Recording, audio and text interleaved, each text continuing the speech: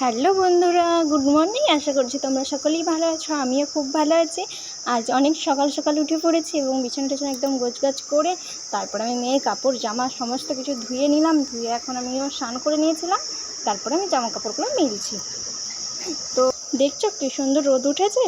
তো কালকে একটু মেঘটা ধরেছিল এবং হালকা হালকা ঝড়ের মতন দিচ্ছিলো, একটু বাতাসটা জড়িয়ে দিচ্ছিলো। তো বৃষ্টি হয় না, ঠিক আছে। তো চলো এখন মাঠে আমি সবজিটা কেটে দিই। তো বন্ধুরা, এই শাকটা কী শাক তোমরা কেউ বলতে পারবে? যাদের গ্রামের দিকে বাড়ি তারা বলতে পারবে এই শাকটার নাম কি। ঠিক আছে, যদি কেউ জেনে থাকো তাহলে আমাকে কমেন্ট করে জানিও, ঠিক আছে।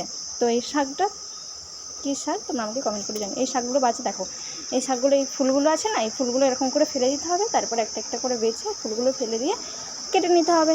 থালি রেডি, অন্য কোনো কিছু ব্যাপার নেই। খুব সুন্দর খেতে শাকটা। যদি কেউ জেনে থাকো কী শাক এটা তাহলে আমাকে কমেন্ট করে জানিও।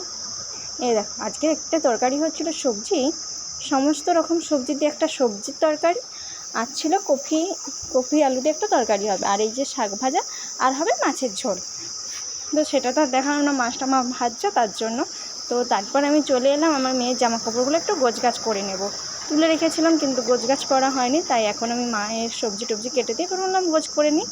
তো ভিডিওটা যদি ভালো লেগে থাকে বন্ধুরা, তোমরা কিন্তু অবশ্যই আমাকে লাইক কমেন্ট শেয়ার করো। আর এই দেখো আমার মেয়ের একই রকমের 3টে চারটা।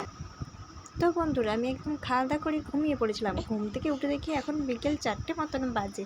তাই ভাবলাম চলো আবার ক্যামেরাটা অন করি। তো বন্ধুরা, আজকের ভিডিওটা তোমাদের কেমন লাগলো? যদি ভিডিওটা ভালো লেগে থাকে লাইক কমেন্ট শেয়ার করে দিও, ঠিক আছে।